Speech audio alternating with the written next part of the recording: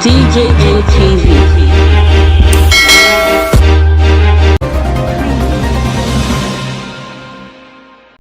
By any person when he carry AK-47 kalash for inside Naija. Correct better country people. How una dey? Una good morning, una good afternoon, una good evening. Sake of the time when una take the look us on top our ogbonge day-to-day tori update for inside our ogbonge TV station when be DJM TV. My name na im be Stanley Okocha, una country brother. And me wan yarn una the tori when don dey shele inside this time. Now, the tori as it takes shele. The Presido of Naija, when his name be Presido Buhari, don give the security people for inside Naija make dem kpai any person when they see say he carry AK-47 kalash for inside Naija.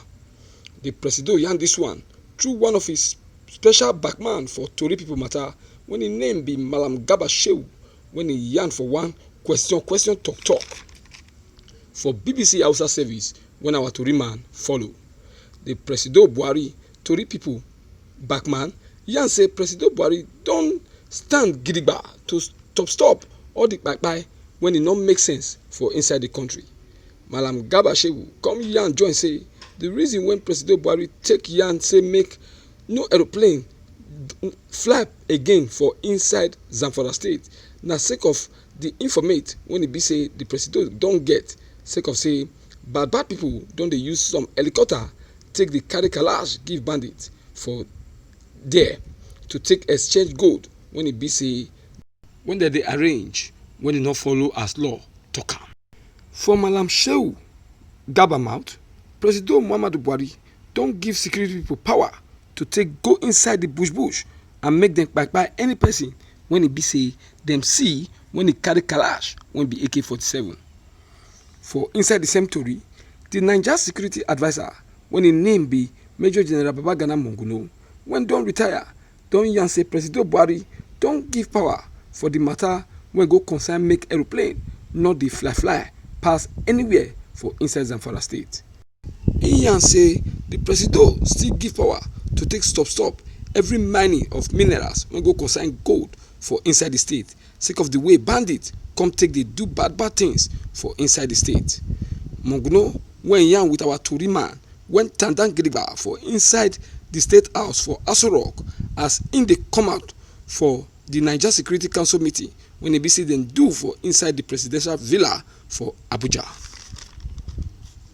For the Nigeria Security Advisor mouth, the Presido don knack and put say make any aeroplane not fly for inside Zamfara state sake of say the ogbonge advice and make every cook of gold and the arrangement of gold when it be say they do for inside Zamfara state make it stop. He yarn say this order so just begin as in the yarn with tori people, so until dem go hear again from the Presido mouth say im don remove this order, na that time na be say everything go still change. He come give the oga for defence and the security advice forward march to carry big sojo and wisdom material to take make sure say everything dey seriously well for inside that part of the country, especially Zamfara state.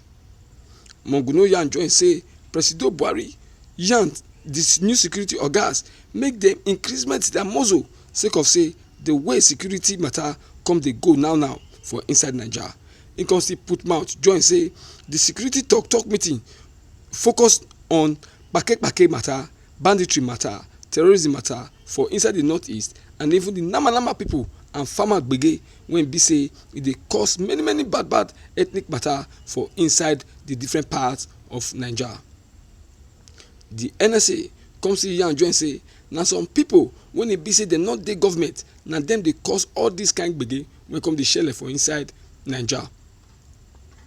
He come talk say President Buhari don give the security ogas dem power to take carry security torchlight to take dey follow all those people when be say dem not dey government when e be say they come dey cause all this kind wahala for inside Naija. For the NSA mouth, he come yarn say all the people wey not dey for government na dem dey cause the gbege when Naija people wey no know one no know two dey suffer now.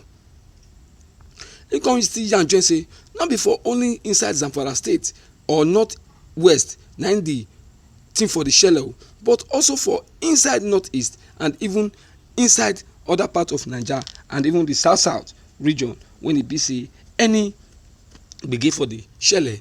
Cause say now anybody wey be say not the government when e be say dem dey put hand for all this kind of thing sake of say dem dey wan get money from inside, say security now don put touch light put on top of them to take see how dem go take make sure say all those kind of thing come stop for inside Naija.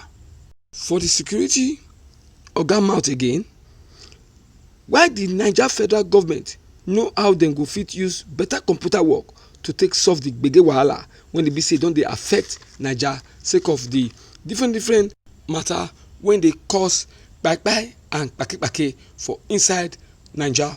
E come yarn join say government don talk am say dem need to now make everything clear, say government no go just sit down dey look make e be say dem go just come dey do wayo and GBT and bad things for inside Naija. E come say now government don decide say dem go use the biggest computer work to take make peace come dey wella for inside the country. E come say yarn again for im mouth say no country for the world go let people when e be say dem no dey inside government to just come put government for kneel down and come still dey put the country for panic mode, mistrust and gbege and even bad way. Monguno come yarn join say im don yarn with all the security ogas dem to join all their plan and muscle together and come warn all those people when e be say dem no dey for government but dem come wan take position when e be say e no dey their hand for inside the country to take dey do bad things. Im come say im use this time now to take warn dem say make dem take their time because better informate when e be say e dey with government and show say all these people na because of the big pogri when e be say dem wan collect for inside the security wahala when e dey shele for inside Naija na make dem dey continue dey put hand for inside and dey also dey encourage other people to come join so that they come put the country for panic mode. E come say where they really dey put mind na the kpake area when e sake of say dem dey expect say big money go always dey come out from anybody when e be say dey kpake or any group of people when be say dey kpake. Still as the matter dey go, the Benue state governor when im name be Mr. Samuel Ortom don yarn put sake of say the way Presido Buhari come take announce say make security ogas dem make dem kpai anybody when e carry AK-47 kalash for inside Naija. He say yes na this one im don dey cry come out for since, say now as e be say Presido Buhari don come mouth come yarn say yes make e be say something like that no dey shell again for inside Naija, say na belle na im dey sweet him put as im hear am. He say yes with this one so e show say yes say all those bandits wey be say dem come dey terrorizing people for inside Benue state dem no go fit come get power to come dey carry such big kalash when e be AK-47 to come dey terrorize im people. He say now e show say yes the Presido don really stand gidigba as Presido of everybody and papa of everybody for inside Naija. Say belle sweet am well say yes wetin im talk and wetin im dey cry for dey yarn to Presido Buhari ears then say e don finally come do am as im dey talk am since then. Country people na here our tori for wan still break leg again for this time as e take shele. We wan thank una for all the time wey be say una don take dey look us on top our station 6 wey be DJM TV. We wan use the opportunity again to take beg una say make una like this our news video and make una help us share am and make una come still comment put how una still see the matter when e be say we carry come. And all this your comment so make you put am for inside our comment box so that we too go see am and also know wetin you talk and also know every plans wey e be say you still get concerning us. And again make you still help us subscribe if you don dey look us all this time and you never still subscribe, so that this our station go fit go to the permanent site when e be say e suppose be, and e go still help us to still dey give una ogbonge tori as we suppose to dey give una. Until next time again we go still come una way with tori wey go don dey shele. For that time my name remains Stanley Okocha for DJM TV News. Una, well done. DJM TV. DJM TV.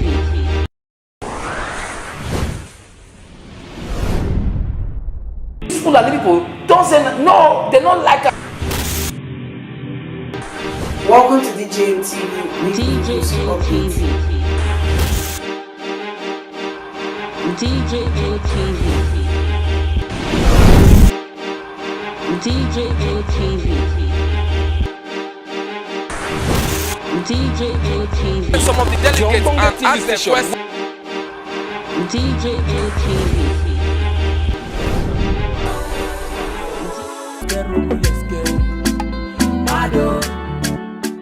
DJM TV. DJM TV. DJM TV.